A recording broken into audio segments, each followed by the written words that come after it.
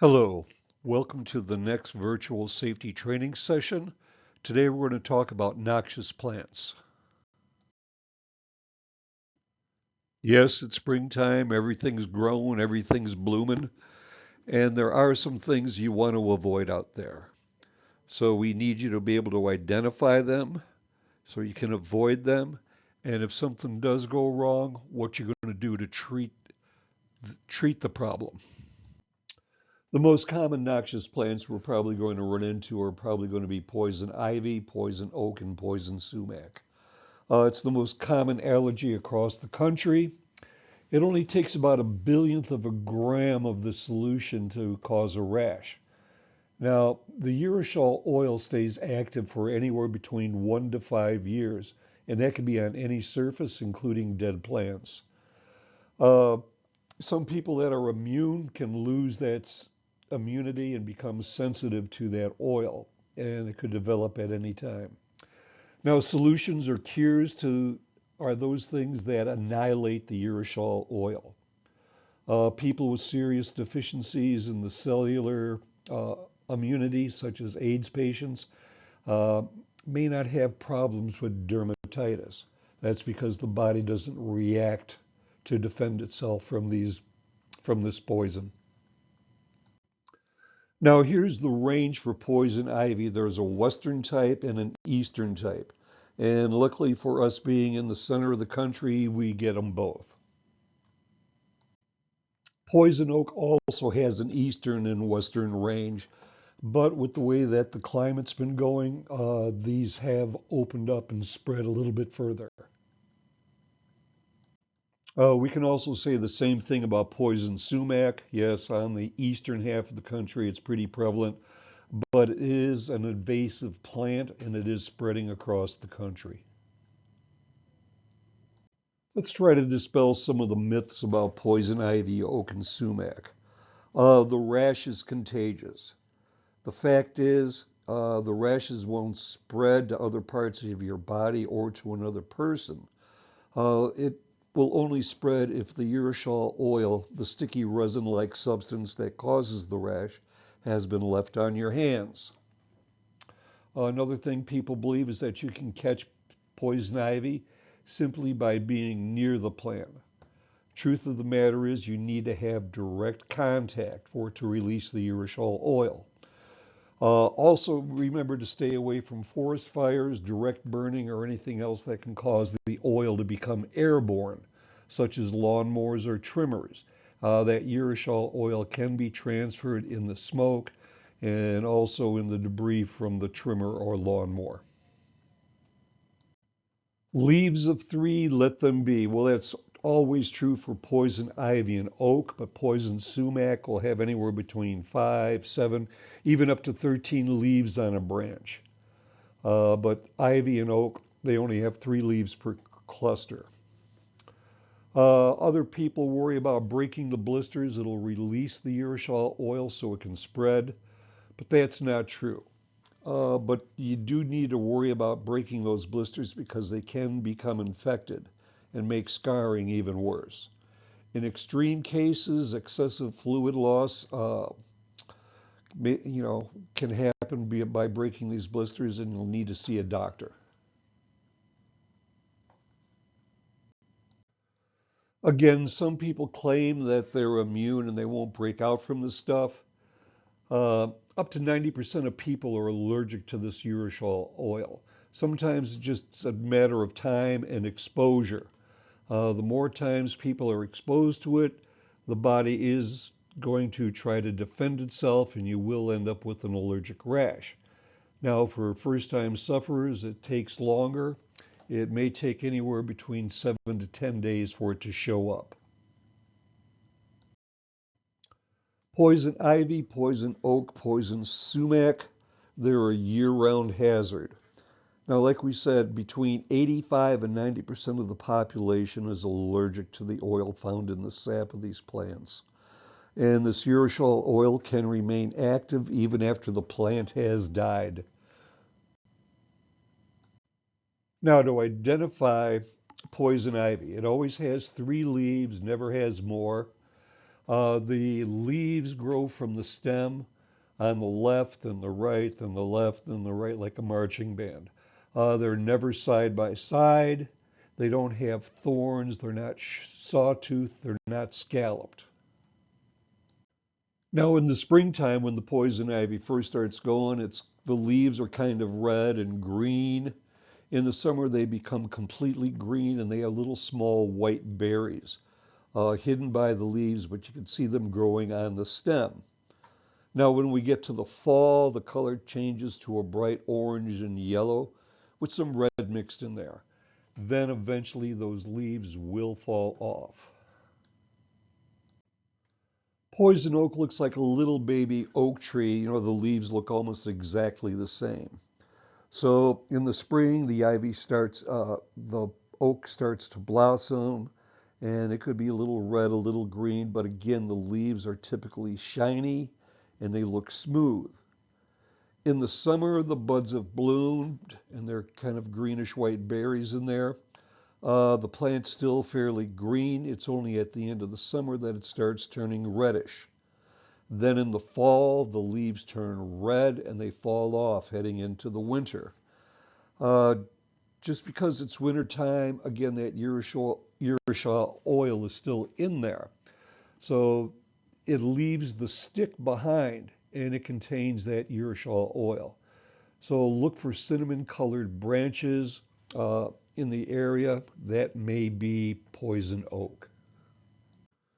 Now, poison sumac's a little different. They have, 5, 7, maybe up to 13 leaves arranged in pairs. They have a glossy, pale yellow or cream colored berries. A lot of times found in areas where it's moist.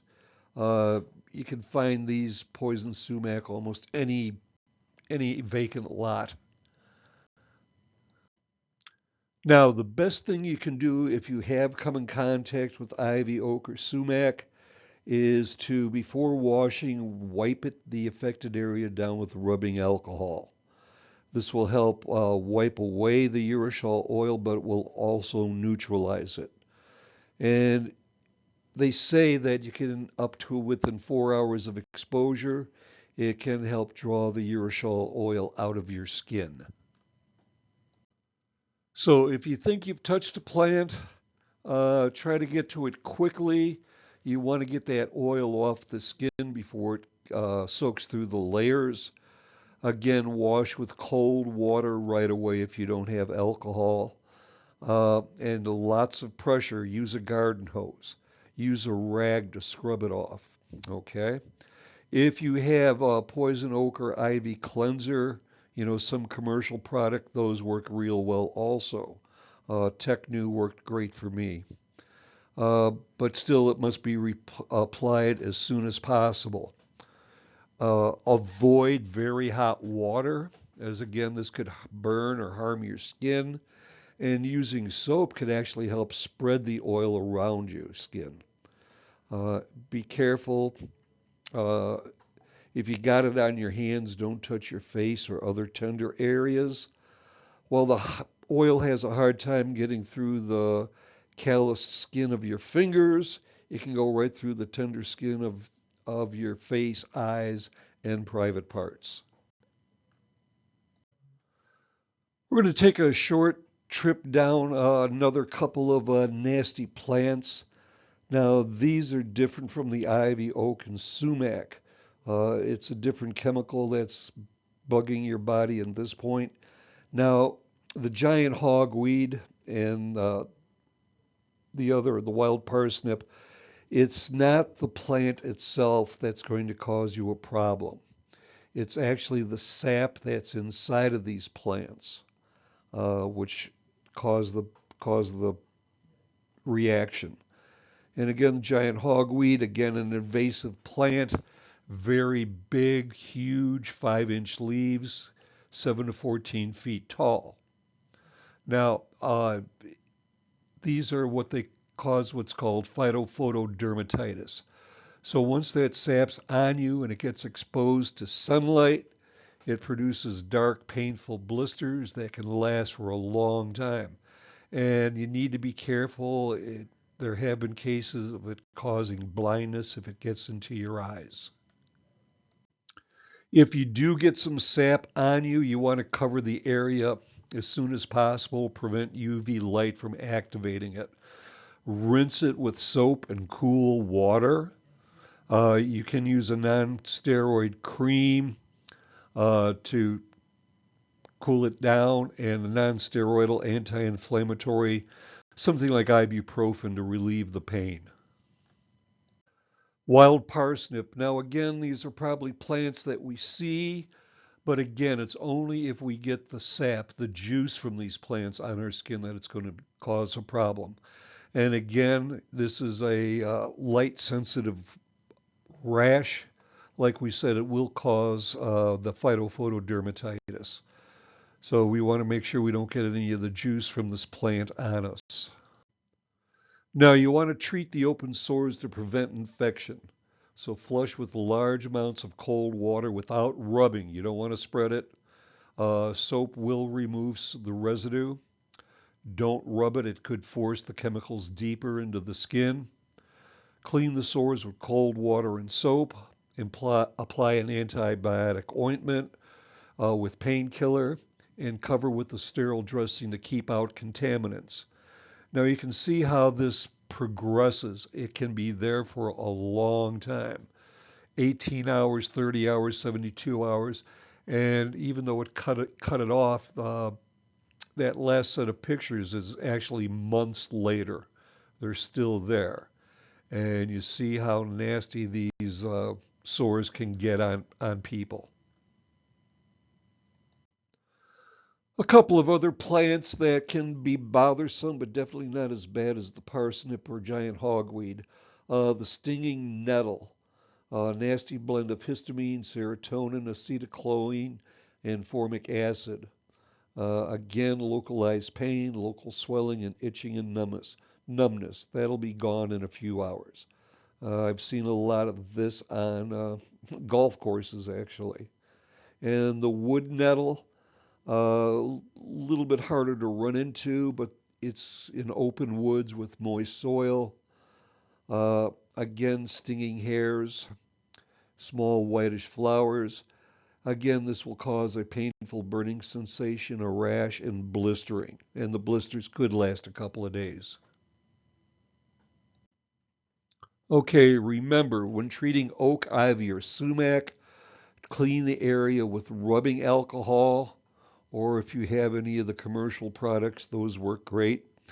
Flush this with cold water, scrub vigorously with a washcloth. You're trying to get that oil off of your skin. So use the ivy or oak wash, and when you're done, put on some calamine lotion, some Caladryl, something that will help dry that area up. Now, giant hogweed or parsnip, wild parsnip, flush with cold water, but do not rub it. You don't want to get it deeper into your skin. Clean with cold water and soap. Apply antibiotic ointment with a painkiller and cover with a sterile dressing. As the frontiersmen used to say, leaves the three, leave it be. If it's hairy, it's a berry.